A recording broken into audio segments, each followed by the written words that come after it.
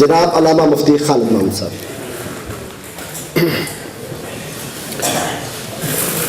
بسم اللہ الرحمن الرحیم. میں محترم عبد المتین صاحب کا شکریہ ادا کرتا ہوں کہ انہوں نے یہ مبارک مجلس کا انعقاد کیا اور اس میں علماء کرام کا ایک گلدستہ اسٹیج پر بٹھایا.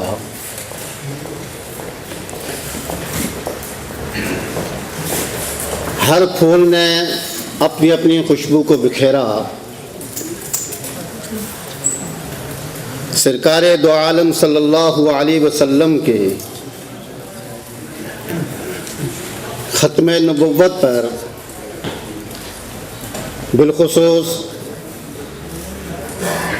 ترجمان ختم نبوت حضرت علامہ سیالوی صاحب، سفیر ختم نبوت علامہ عبدالرحمن باوا صاحب، اصل تقریریں انہی کی تھی. اور پھر ہمارے مہمان خصوصی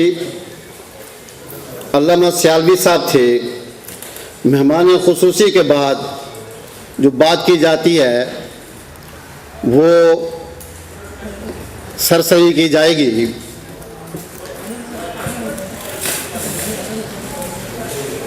اللہ رب العزت نے سرکار دو عالم صلی اللہ علیہ وسلم کو کمالات میں سے کمال عطا فرمایا. سب مسلمانوں کا اس بات پر عقیدہ ہے کہ اللہ رب العزت نے حضور صلی اللہ علیہ وسلم کو کمال درجے کا عطا فرمایا. مثلا ہر نبی کو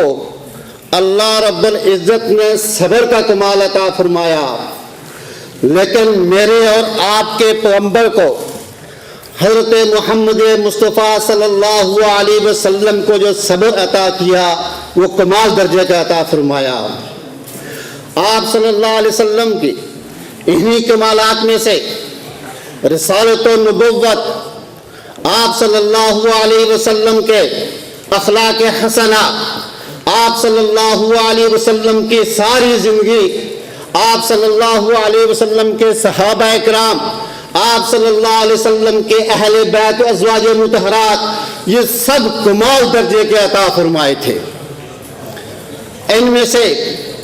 اکثر موضوعات پر علماء کرام نے گفتگو کر لی، لیکن چند باتیں عرض کروں گا کہ نبی اکرم صلی اللہ علیہ وسلم سے جو بھی پیغمبر آیا، جو بھی رسول آیا، وہ اپنے اپنے علاقے کا پیغمبر تھا، وہ اپنے اپنے لوگوں کا پیغمبر تھا، وہ اپنی برادری کا پیغمبر تھا، وہ اپنی قوم کا پیغمبر تھا. لیکن جب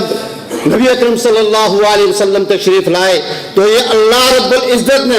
رب کائنات نے قرآن کی زبان کے اندر نبی اکرم صلی اللہ علیہ وسلم سے اعلان کروایا، قُلْ يَا أَيُّهَا النَّاسُ إِنِّي رَسُولُ اللَّهِ إِلَيْكُمْ جَمِيعًا، میں ساری دنیا کے انسانوں کے لیے پیغمبر بن کر کے آیا ہوں. کسی پیغمبر نے کسی آسمانی کتاب کے اندر یہ اعلان نہیں کیا کہ میں ساری دنیا کا پیغمبر اور رسول بن کر آیا ہوں. یہ صرف اور صرف شان جو تھی یہ نبی اکرم صلی اللہ علیہ وسلم کی تھی.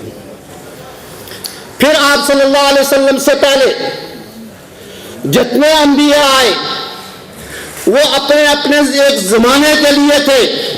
جب نہیں آئے پیغمبر نہیں تھے، جب دنیا سے رخصت ہوئے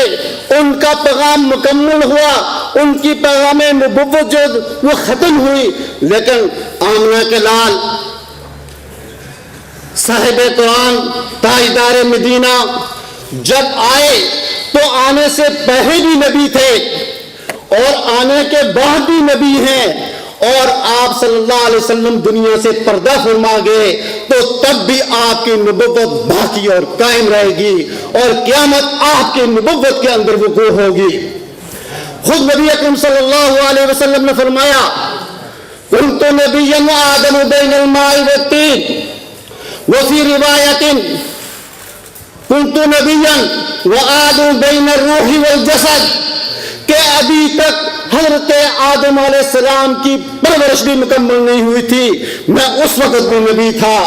اسی لیے جتنے پیغمبر آئے سب نے آتے ہوئے اللہ رب العزت نے ان سے وعدہ لیا کہ آپ نے اس پیغمبر پر ایمان لانا ہے اور اس کی مدد کرنی ہے۔ لَتُؤْمِنُنَّ بِهِ وَلَتَنْصُرُنَّ مُبَشِّرًا بِرَسُولٍ يَأْتِي مِن بَعْدِهِ اسْمُهُ أَحْمَدُ۔ اور پھر جب عالم ارواح کے اندر اللہ رب العزت نے روح سے پوچھا أَلَسْتُ بِرَبِّكُمْ، کہ میں تمہارا رب نہیں، تو سب روحیں خاموش تھی۔ سب سے پہلے جو روح بولی وہ نبی اکرم صلی اللہ علیہ وسلم کی روح بولی، اور آپ صلی اللہ علیہ وسلم سب انبیاء کے معلم اور استاد بھی ہیں۔ آپ صلی اللہ علیہ وسلم سے پہلے جتنے پیغمبر آئے ایک مخلوق انسان کی طرف آئے، آپ صلی اللہ علیہ وسلم اس شان سے آئے کہ آپ اللہ کی ساری مخلوقات کے نبی بن کر کے آئے۔ آپ قرآن اٹھا کر کے دیکھیں، جہاں آپ صلی اللہ علیہ وسلم انسانوں کو خطاب کرتے ہیں، جہاں انسانوں کو ہدایت دے رہے ہیں، وہ جنات کو بھی ہدایت دے رہے ہیں، اور آپ کا لقب ہے نبی الثقلین۔ ٹائم نہیں، ہر ایک پر بحث کی جاتی ہے۔ خود نبی اکرم صلی اللہ علیہ وسلم نے جب مینا کے اندر 100 اونٹوں میں سے 63 اونٹ اپنے ہاتھ سے ذبح کرنے کا ارادہ کیا، ذبح کیے۔ مختصر آتا ہے روایات کے اندر ہر اونٹ آگے خود بڑھ رہا تھا تاکہ مجھے یہ نسبت حاصل ہو جائے۔ امام مسلم رحمہ اللہ نے مسلم شریف جو بخاری شریف کے بعد سب سے مشہور معروف اور مسند و معروف کتاب ہے، اس کے اندر ایک حدیث لائے، فرمایا انی معرض حجرا بمکہ کان یسلم علی قبل النبوہ وفی روایت یسلم علی قبل البعث، کہ میں اس پتھر کو جانتا ہوں۔ نبی اکرم صلی اللہ علیہ وسلم فرماتے ہیں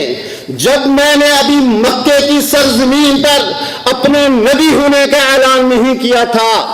جب میں نے مکے کی سرزمین پر اپنا اعلان نبوت بھی نہیں کیا تھا، تو میں اس پتھر کو جانتا ہوں، وہ پتھر مجھ کو سلام کیا کرتا تھا۔ اس پر محدثین بحث کرتے ہیں، ٹائم نہیں ہے میں آپ سے تفصیل میں جاؤں، لیکن محدثین بحث کرتے ہیں یہ کون سا پتھر تھا؟ آیا مکہ المکرمہ کے سارے پہاڑ تھے یا کوئی مخصوص پتھر تھا؟ محدثین اہل علم کا ایک طبقہ یہ گیا، فرمائے حجرن نکرہ ہے، اور مکہ المکرمہ کے سارے پہاڑ جو ہے آپ صلی اللہ علیہ وسلم کو سلام کرتے تھے۔ دوسرے محدثین کا طبقہ جو کہتے ہیں کہ نہیں مخصوص پتھر تھا، ان کے پاس قرینہ اور ڈال یہ بات ہے کہ لفظ مکہ المکرمہ ہے، اس لیے مکے کا مخصوص پتھر تھا، وہ پتھر حجر اسود تھا۔ پھر آپ صلی اللہ علیہ وسلم سے پہلے جتنے انبیاء آئے وہ اپنی اپنی امتوں کے نبی تھے۔ جس پیغمبر کے ساتھ ہماری اور تمہاری نسبت ہے، جس نسبت کو قادیانی اور مرزا ہی توڑنا چاہتا ہے، انشاءاللہ کبھی نہیں توڑ سکے گا، بلکہ ہم ان کو دعوت اسلام دیتے ہیں، اور اسلام کے اندر آ جاؤ،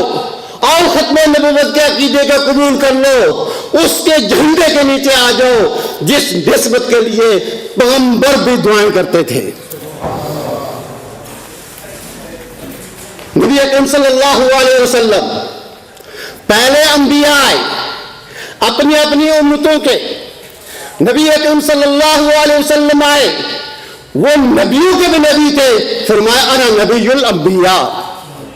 انا نبی الانبیاء۔ فرمایا قیامت والے دن میری امت کا لقب ہوگا حمادون، میرے ہاتھ کے اندر جو جھنڈا ہوگا لواء الحمد،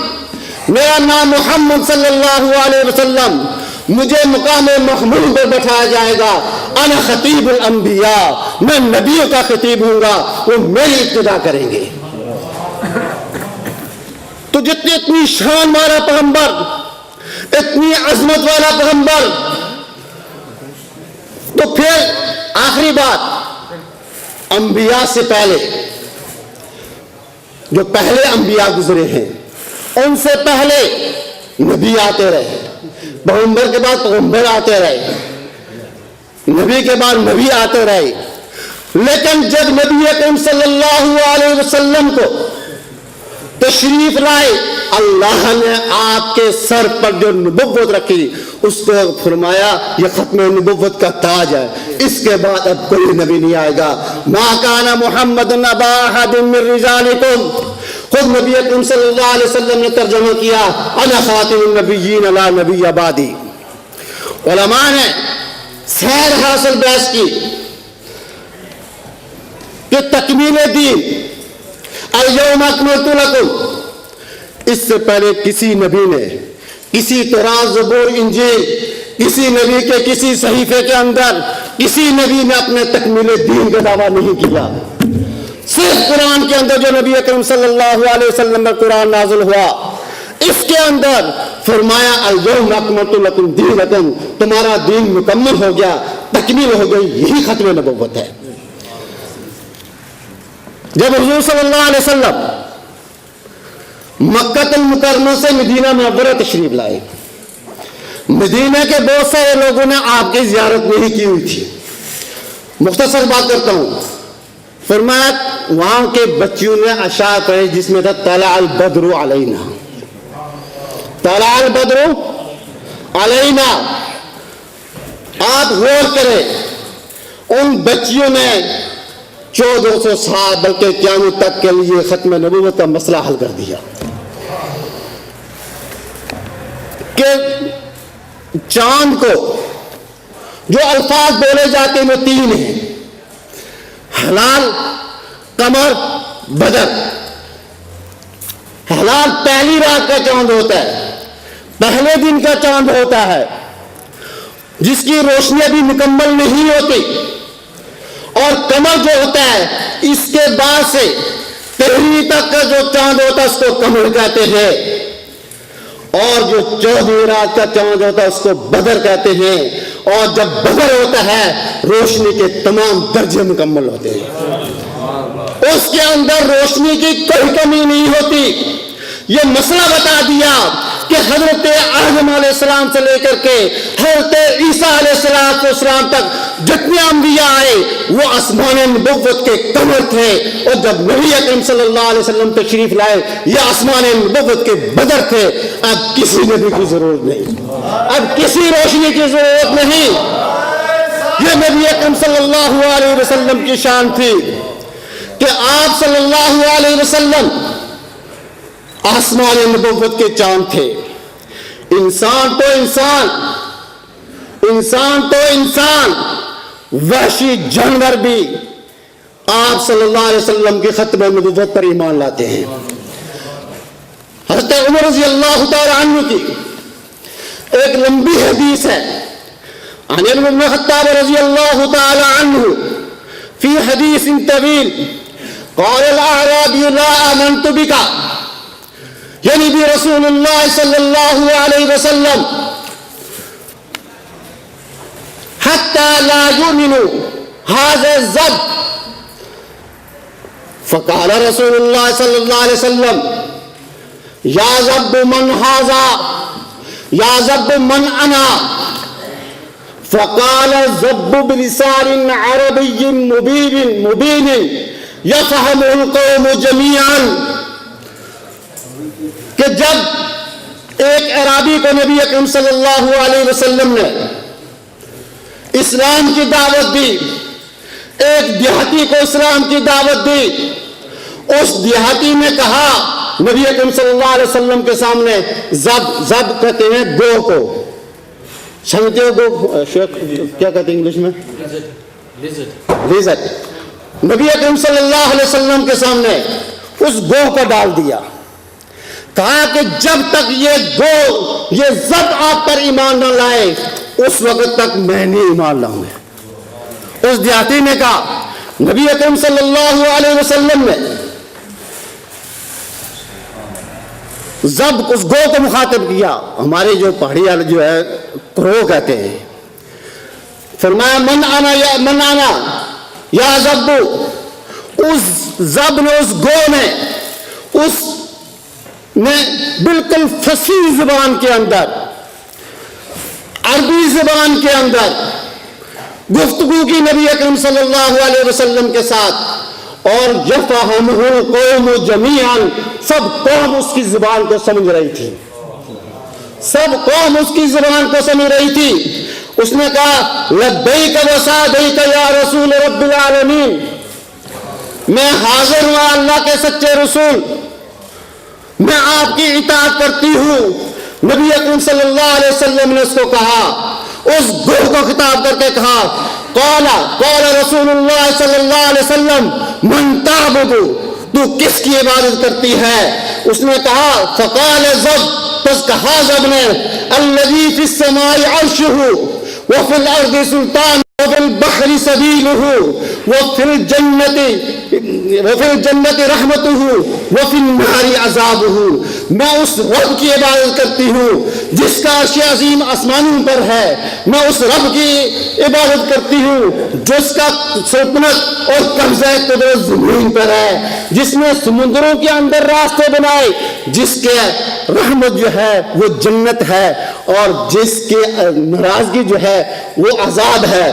نبی اکرم صلی اللہ علیہ وسلم نے پھر اس کو کہا، رب کو بات ختم کرتا ہوں، قال فمن انا، کہ میں کون ہوں؟ قال فمن انا، اس نے کہا قال انت رسول رب العالمین وخاتم النبیین، کہ آپ اللہ کے سچے رسول اور خاتم النبیین ہیں۔ یہ وحشی جانور بھی نبی اکرم صلی اللہ علیہ وسلم کی ختم نبوت کو مانتے تھے، تو یہ قادیانیوں کے کان پر جھوم بھی نہیں دیکھتی۔ تو قابل احترام بزرگوں، میں پھر اپنے مہمانوں کا، مولانا سیالوی صاحب کا، عبد الرحمان بابا صاحب کا، اور پھر بالخصوص ہمارے مفتی ولی کامل حضرت مفتی عبد الحنان صاحب، ان کی موجودگی میں لب کشائی کی ہے۔ اللہ رب العزت جو ہے ہمیں اس کا اجر دے اور اس کو قبول فرمائے، اور یقین سے اٹھیں کہ یہ جو بیٹھنے کا جو وقت تھا یہ آپ کی مغفرت اور بخشش کا وقت تھا، اس لیے کہ نبی اکرم صلی اللہ علیہ وسلم کی محبت میں بیٹھے ہیں۔ اس مجلس پر بھی بات ہو سکتی ہے کہ نبی اکرم صلی اللہ علیہ وسلم کی جو مجلس ہے اس کا کتنا بڑا آداب ہے۔ علماء نے لکھا ہے کأنہ نبی یتکلم، جس گھر کے اندر حدیث کی کتاب ہو، جس گھر کے اندر، جس مدرسے کے اندر جو نبی اکرم صلی اللہ علیہ وسلم کی احادیث پڑھی جائیں، ان کا ادب و احترام ویسے ہی ہے۔ اللہ رب العزت مجھے اور آپ کو عمل کرنے کی توفیق عطا فرمائے۔